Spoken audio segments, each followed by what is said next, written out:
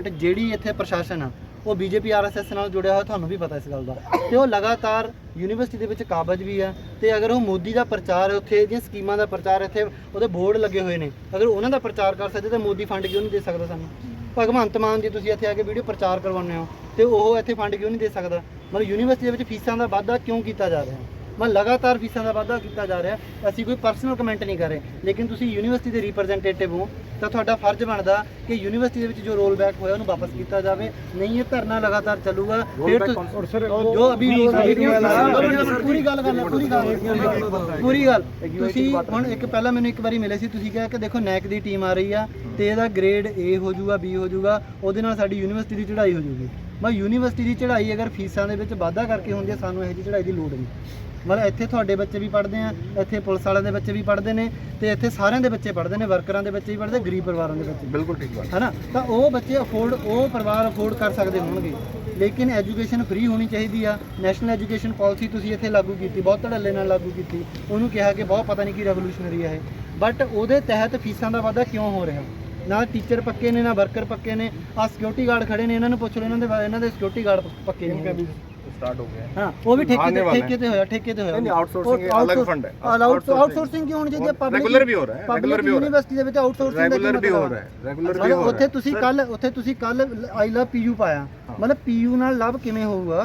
PU ਨਾਲ ਲਾਭ ਇਸ ਤਰੀਕੇ ਨਾਲ ਹੋ ਸਕਦਾ ਇੱਥੇ ਬੱਚਿਆਂ ਦੀਆਂ ਫੀਸਾਂ ਘਟਣ, ਇੱਥੇ ਪੱਕੀ ਭਰਤੀ ਹੋਵੇ, ਟੀਚਰ ਪੱਕੇ ਹੋਣ, ਇੱਥੇ ਸਿਕਿਉਰਿਟੀ ਗਾਰਡ ਪੱਕੇ ਹੋਣ, ਪੱਕੀ ਭਰਤੀ ਵੀ ਹੋਵੇ। ਤੁਸੀਂ ਯੂਨੀਵਰਸਿਟੀ ਸੈਕੰਡ ਫੇਜ਼ ਬੜਾ ਜਲਦੀ ਸ਼ੁਰੂ ਹੋ ਰਿਹਾ ਹੈ। ਮੈਂ ਕਹਿੰਦਾ ਟੀਚਰ ਤੁਸੀਂ ਟੀਚਰ ਨੂੰ ਤੁਸੀਂ ਕਿਹਾ ਪਰਸਨਲ ਕਮੈਂਟ ਨਹੀਂ ਕਰਨਾ, ਇੱਥੇ ਸਾਥੀ ਨੇ ਪਰਸਨਲ ਕਮੈਂਟ ਕੀਤਾ। ਮਟ ਪਰਸਨਲ ਕਮੈਂਟ ਕਰਨਾ ਸਾਡਾ ਬਣਦਾ ਨਹੀਂ। ਜਦੋਂ ਤੁਹਾਡੇ 7th ਪੇ ਕਮਿਸ਼ਨ ਵਧਦੇ ਨੇ ਤਾਂ ਸਟੂਡੈਂਟ ਸਾਰੇ ਆ ਕੇ ਤੁਹਾਡੇ ਨਾਲ ਖੜਦੇ ਨੇ।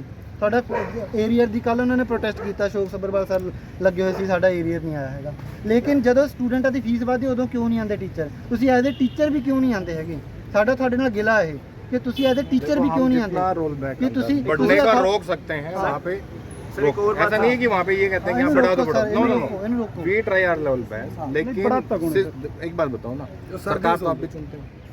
हाँ जी, 18+ आप भी हो, सरकार तो आप भी चुनते हो। सरकार दा मसला नहीं, तुसी सरकार ਦਾ ਹੀ ਮਸਲਾ ਹੈ ਨਾ। अथॉरिटी जगाउण नहीं सर, देखो बात करो सर मेरी गल सुनो, तुसी क्या अथॉरिटी जगाउण? सैनेट सिंਡੀਕੇਟ ਦੇ ਵਿੱਚ ਬੀਜੇਪੀ ਆ ਮੈਜੋਰਿਟੀ ਦੇ ਵਿੱਚ, ਸਮਝ ਗਏ ਨਾ। ਤੇ ਬੀਜੇਪੀ ਦੀ ਸਰਕਾਰ ਸੈਂਟਰ 'ਚ ਕਿਉਂ ਨਹੀਂ ਦੇ ਰਹੀ ਫੰਡ? ਤੁਸੀਂ ਅਗਰ ਨਹੀਂ ਫੰਡ ਦੇ ਰਹੀ ਨਾ, ਤੁਸੀਂ ਸਰਕਾਰ ਚੁਣੀ ਹੋਈ ਸਰਕਾਰ ਦੇ ਵਿੱਚ ਡੈਮੋਕ੍ਰੇਸੀ ਦਾ ਇੱਕ ਫੰਡਾਮੈਂਟਲ ਪ੍ਰਿੰਸੀਪਲ ਆ, ਅਗਰ ਸਰਕਾਰ ਤਾਨਾਸ਼ਾਹ ਹੋ ਜੇ ਤਾਂ ਲੋਕਾਂ ਨੂੰ ਸੜਕ ਆਵਾਰਾ ਕਰ ਦੇਣੀ ਚਾਹੀਦੀ ਹੈ, ਸੜਕਾਂ ਦੇ ਉੱਪਰ ਪ੍ਰਦਰਸ਼ਨ ਹੋਣਾ ਚਾਹੀਦਾ।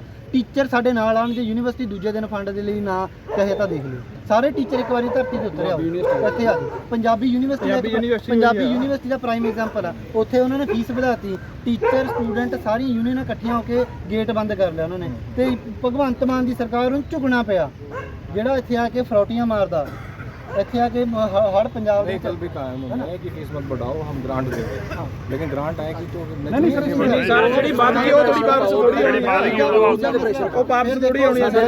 तो एक बार मैं बताता हूं, सुनो पहले जो आप लास्ट दिन जब हम लोग बैठे थे, पहले भी आपको पता ये फीस आपने लिख के दिया था नहीं बढ़ेगी, और दूसरी अपनी यूआईटी में बात हुई थी फिक्स फीस स्ट्रक्चर वाली कि ना हमें जो लिख के दिया उसके अकॉर्डिंग इस बार 80,000 है, और अभी ले कितने रहे हैं? पिछली बार एक साथ हो गई थी, अब 15 से ऊपर हो गई है, एक भी हो गया। बताओ कि वो 10% कैसे हुई? 80 से लेके आपके पास रिटर्न डॉक्यूमेंट होगा, निकाल लो, उस सिंडिकेट में नहीं गया 10% हाइक वाला। सर 40% 40,000 का वादा है, वो 10,000 का वादा नहीं है, क्योंकि पिछले जब हमें लिख के दिया था, जब मैंने एडमिशन लिया 20 में, तो मेरे ब्राउचर के अंदर था कि जो 4th ईयर की फीस 80,000 होगी, और वो एक 20 है, वो कैसे 10% हुआ? 40,000 बढ़े हैं। वो आपने कहा भी था कि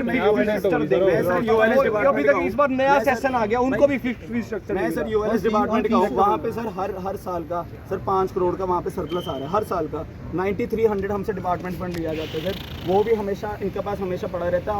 हमारी छोटे मोटे फेस्ट कराते तो उसका भी इनके पास सरप्लस आ रहा है। हमारा सर 2 साल के अंदर 18,000 की फीस का इंक्रीमेंट हुआ है, उसका अभी तक इन्होंने हमने यूएलएस में सारे स्टूडेंट्स ने मिलकर क्लासेस बॉयकॉट भी करी मंडे को, लेकिन उन्होंने हमको ये कहा, हमने अपनी तरफ से जो आपने मेल्स डाली, बच्चों ने कंसर्न अपना दिखाया, हमने अब अपने अथॉरिटी को भेज दिया है, डीओआई को भी भेज दिया, रजिस्ट्रार को भी भेज दिया, लेकिन अभी तक उनका कोई रिस्पॉन्स नहीं आया।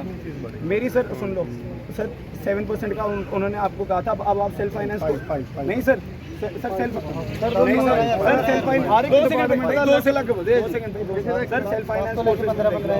लाख रुपए हमारी साल की फीस होती है सर, अगर उसमें अच्छा हम सर 1%